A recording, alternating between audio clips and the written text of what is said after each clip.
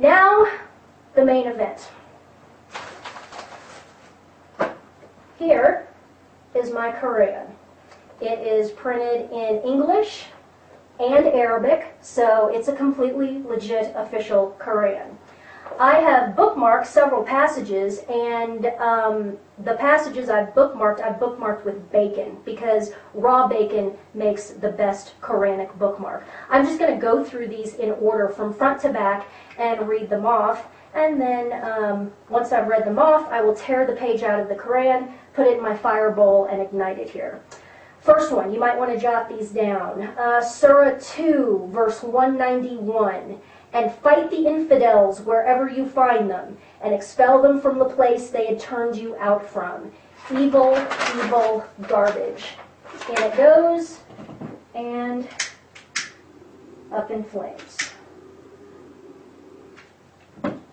Go back to hell where you came from. And I'll discard my bacon bookmark here. Next up, Surah 2, verse 193. Fight them till idolatry comes to an end and the law of Allah prevails. Evil. Pulling that out. Garbage. On fire. Burn, baby, burn. Next up, pull my bacon bookmark out. Oh, the smell is divine, by the way. All right, we are in Surah 4, verse 24. Also forbidden are married women unless they are captives of war. Such is the decree of Allah. What this is talking about is who a man can or cannot have sex with. So what this is doing is it is ratifying the rape of women captured in jihad. Let me read it again. This is Surah 4:24. Also forbidden are married women unless they are captives of war. Such is the decree of Allah. Well, Allah is an evil son of a bitch, so he can go to hell. Next up is also within 4:24. Then give those of these women you have enjoyed the agreed dower. It will not be sinful if you agree to something else by mutual consent after having settled the dowry. Allah is certainly all-knowing and all-wise. What this verse is doing is it's ratifying prostitution. If a man pays a woman a dower or a dowry, a certain quantity of money, he can have sex with her without obligation. And certainly Allah is all-knowing and all-wise because Allah is an evil son of a bitch. All right, next, on to Surah 4:34. This is talking to a man who one of his many wives will not have sex with him willingly. This is 4:34. As for women you feel are averse, talk to them persuasively. Then leave them alone in bed without molesting them. Then beat them and go to bed with them when they are willing. So this ratifies beating your wife if she won't have sex with you.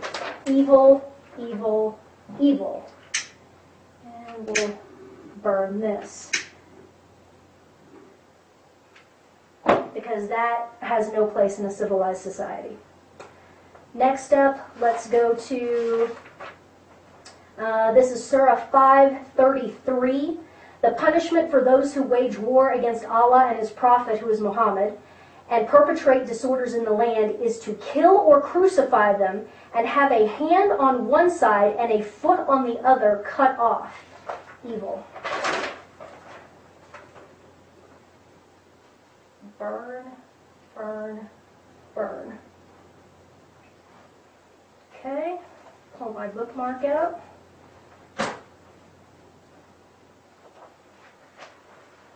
Next up, we're in Surah 8. This is 8:12. And Allah said to the angels, I am with you, go and strengthen the faithful. I shall fill the hearts of infidels with terror, so smite them on their necks and every joint and incapacitate them. This is the call to beheading the infidels. This is where that all comes from. And it's evil, so we will burn that.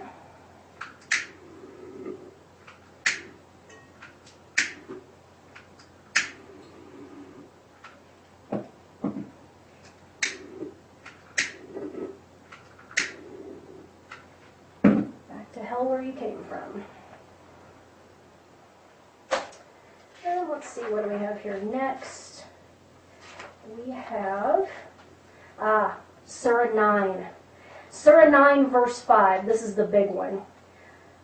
But when these months prohibited for fighting are over, slay the idolaters wherever you find them, and take them captive or besiege them, and lie in wait for them at every likely place. Next up, still in wonderful Surah 9, verse 29. Fight those people of the book who do not believe. By the way, Judeo-Christians, that's us, people of the book. Fight those people of the book who do not believe in Allah and the last day. Do not prohibit what Allah and His apostle have forbidden, nor accept divine law until all of them pay the jizya tax in submission. Evil. Not paying no frickin' tax. Burn, burn, burn. Next up, still in good old Surah 9, verse 80. Whether you plead forgiveness for them or not, Allah will not forgive them, even though you plead 70 times, for they disbelieved in Allah and His apostle, and Allah does not show transgressors the way. Evil.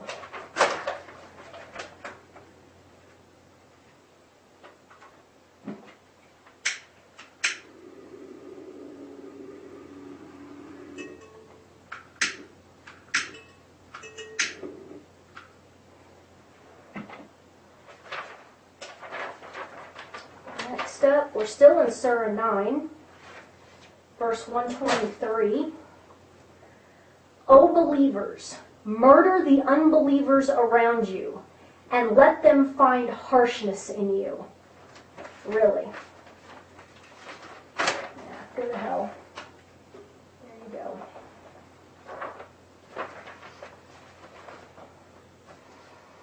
Now we are in Surah 13, verse 42. Surely those who had gone before them did deceive, but Allah is all-deceiving, for He has knowledge of what each does. This is calling God a deceiver and a liar, which implies that really Allah's true identity is Satan. And I think we can all agree to that.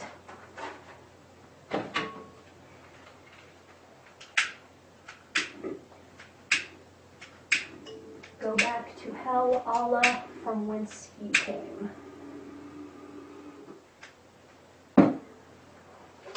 Next up, Surah 23, verse 1. The true believers will be successful who are humble in their service, who shun all frivolities, who strive for betterment, who guard their sex, except from their wives and women slaves of old. This ratifies concubinage. Evil. And we'll burn that.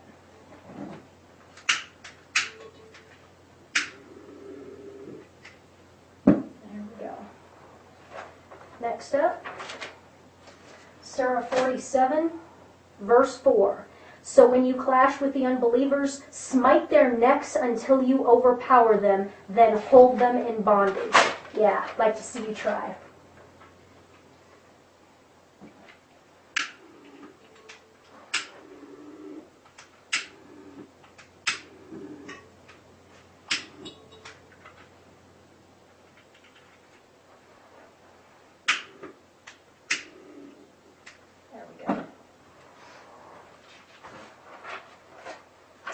Next up, Surah 52, verse 24. This goes to man-boy sex, which is highly prized in Islam. This is again 52:24. And young boys, like pearls within their shells, will go around. There's all kinds of verses about this. It's twisted. And I'll be writing an essay on homosexuality and homosexual pedophilia and heterosexual pedophilia within Islam very, very shortly.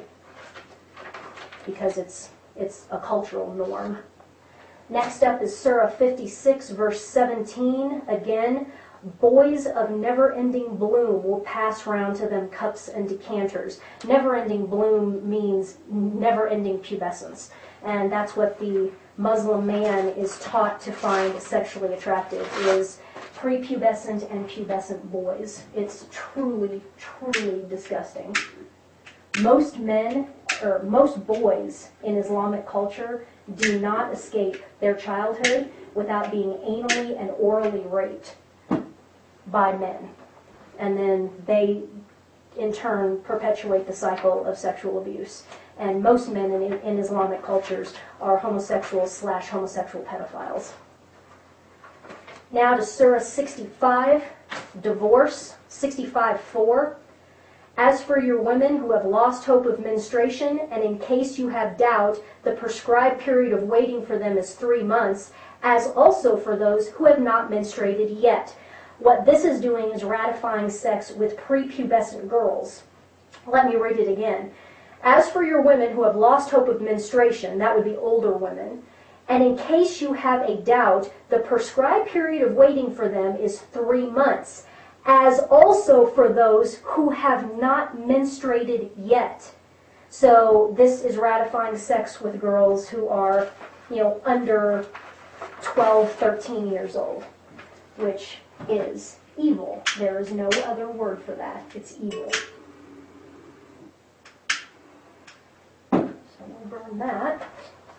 And then finally, last citation here is Surah 76.